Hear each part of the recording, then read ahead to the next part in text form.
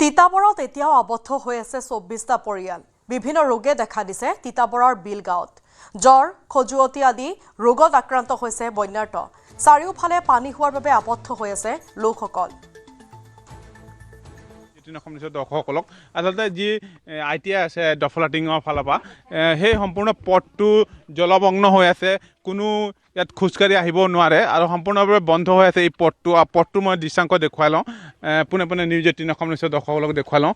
সম্পূৰ্ণভাৱে পানীত আবদ্ধ আচলতে এই গাঁওখন সম্পূৰ্ণভাৱে যোগাযোগ বিচ্ছিন্ন হৈ আছে।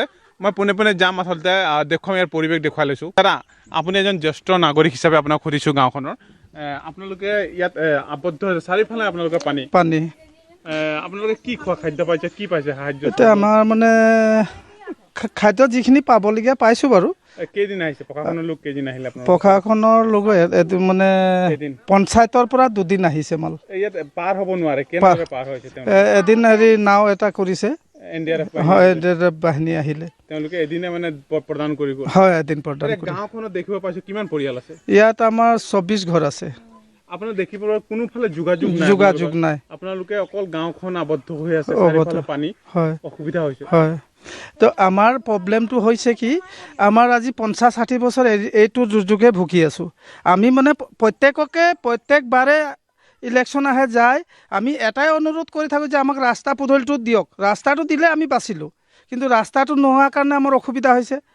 পানীটোতো হঠাৎ আহিলে। এতিয়া আবদ্ধ। আৰু এটা কথা আপোনাক সুধিম, ইয়াত বেমাৰ কোন কোন হৈ আছে এতিয়া বৰ্তমান? এতিয়া বেমাৰ প্ৰত্যেকেই হৈ আছে। খজুৱতি হৈছে, তাৰপিছত এই মানে কিবা হাগনি পাইছে, এনেকুৱা মানে হৈছে।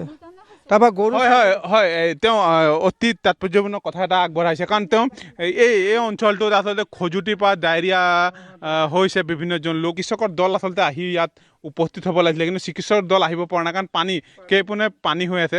মই দাদাৰ পৰা অকণ সুধিম আকৌ, আপোনাৰ এইফালে পানী হৈ আছে চাৰিওফালে? চাৰিওফালে পানী হৈ আছে, চিকিৎসকৰ দল আহিব পৰা নাই। ডায়েৰিয়া হৈ আছে। ডায়েৰিয়া হৈছে, তাৰপৰা খজুৱতি হৈছে, খজুৱতি বেছি হৈছে। আৰু ইয়াত পানী বাইদেউ পালম হয়, খোৱা পানীটোৰ কাৰণে অসুবিধা হৈছে। এতিয়া আমি ঘোলা পানী খাবলগীয়া হৈছে এতিয়া। আৰু পানীটোত নামি থকা হয় ন, পানীটোত নামি থকা হ'লে মানে খজুৱতিৰ পৰা থাকিব পৰা নাই।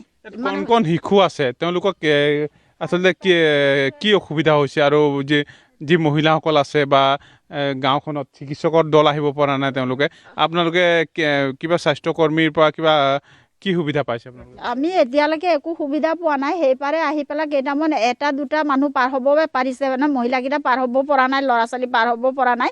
1-2 যিবোৰ সাঁতুৰিব পাৰে সেইবোৰ পাৰ হৈ পেলাই 1-2 দৰৱ লৈ আহিছে। হয়, আপোনাৰ ওচৰলৈ আহিছোঁ। কি হৈছে গাঁওখনৰ অসুবিধা? গাঁওখনৰ অসুবিধা আমাৰ খোৱা পানীটো প্ৰধান, খোৱা পানীটো পোৱা নাই। চৰকাৰ ফালৰ পৰা আহিছে বটল পানীটো আমি কৰিব নোৱাৰোঁ, জোৰাব নোৱাৰোঁ। হয়, আৰু কি গাঁওখনত বেমাৰ আজাৰ কি হৈছে? বেমাৰ আজাৰটো হৈ আছে, খজুৱতি হৈ আছে, পানীটো লেতেৰা পানী ধোৱাৰ কাৰণে গা পা।